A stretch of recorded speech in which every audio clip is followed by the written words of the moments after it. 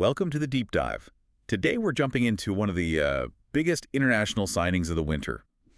Japanese slugger Munetaka Murakami heading to the Chicago White Sox. And this was a huge deal. I mean, big enough to knock a Bears win off the headlines in Chicago, which, is not easy to do. It really isn't. What's really fascinating here is the actual agreement. It's a 2-year deal, $34 million for a 25-year-old. Okay.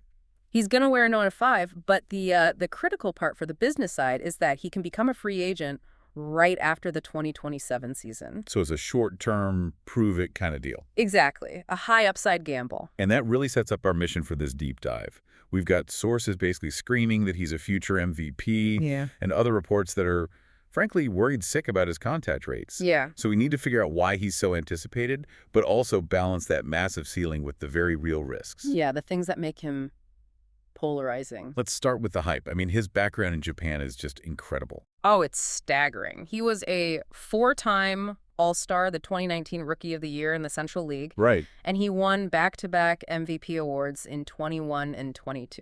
But that 2022 season, that was something else entirely. What made that year so historic? It wasn't just a great season. It was, and I'm not exaggerating, one of the greatest power-hitting seasons in baseball history. Wow. He won the Triple Crown, hit .318 with 134 RBIs, and he crushed 56 home runs. 56. And just to put that in context for you, the listener, that broke Sadaharu's single-season record for a Japanese-born player. A record that stood for decades. Decades. It was monumental. And for the White Sox, I mean, this is a perfect fit. Yeah. They desperately needed left-handed power. And they do have a good track record with Japanese players, right? Iguchi, Takatsu. Yeah, from that '05 World Series team, there's a positive history there. Okay, so that brings us to the core of the debate. Because to really understand Murakami, you have to look past the awards and at the numbers that have scouts, well, hesitating. Right, and the primary concern really is pitch recognition. What does that mean in his case? Since that monster 2022 season, his strikeout numbers and his swing and miss rates, they've spiked a lot. He just seems to have real trouble with high-velocity fastballs up in the zone, and he chases those big, sweeping, breaking balls that end up way outside. So his walk rates have gone down, too. Exactly. And that sparks this huge concern. Can he actually make enough contact against MLB pitching to let that power play? Not to mention the defensive questions. He's mostly a corner infielder, but he might just be a DH. That's a huge part of the risk, yeah.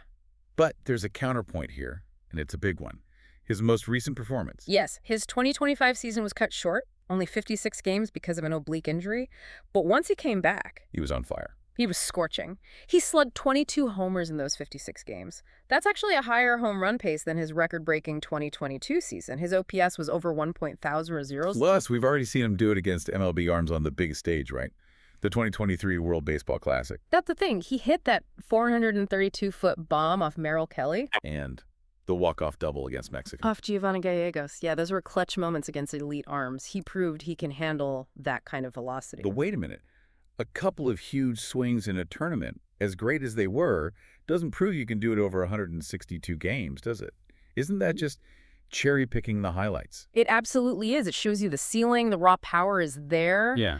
But it does not answer the questions about consistency. Right. So if we pull it all together for you, the listener, Murakami brings this elite, young, international power with just immense upside. But he also brings very significant questions about his pitch recognition and where he fits on defense.